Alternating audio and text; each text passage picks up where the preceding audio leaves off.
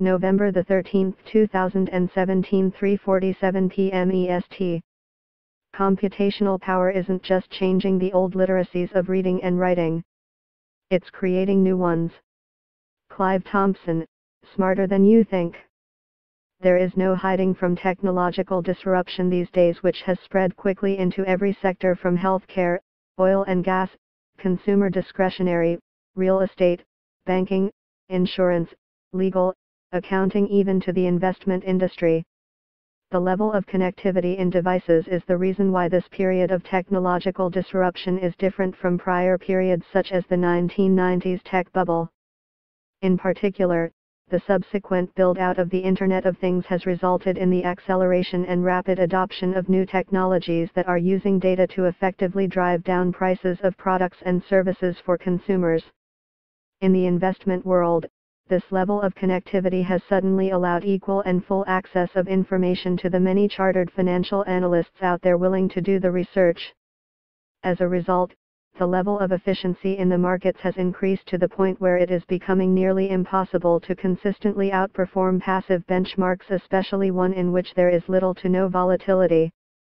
Looking ahead, imagine what will happen when more of these CFAs start using cognitive computing and artificial intelligence to start analyzing all of this data. It isn't surprising to see exchange-traded funds, ETFs, do very well in this environment.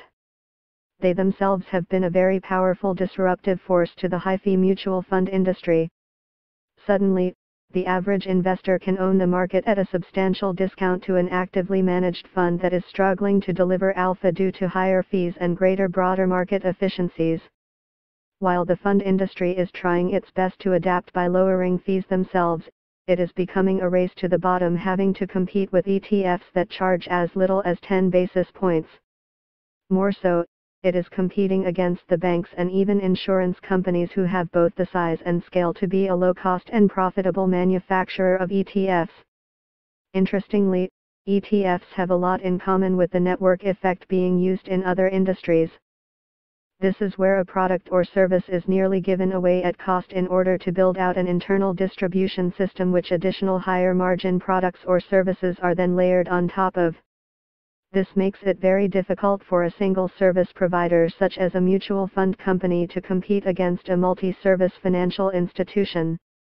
Then there are the investment advisors who have finally begun using ETFs themselves in order to protect their margins in an environment where regulatory and administration costs are rising and investment fees are falling. From a value-add perspective, their role is still important in regards to asset allocation and ETF selection. However, even this role is fast becoming disrupted, with robo-advisors offering automated asset allocation strategies and ETF selection for a fraction of the cost. To make matters more complex, these robo-advisors are about to be disrupted by ETFs themselves, who are offering tactical rebalancing strategies within a single ETF.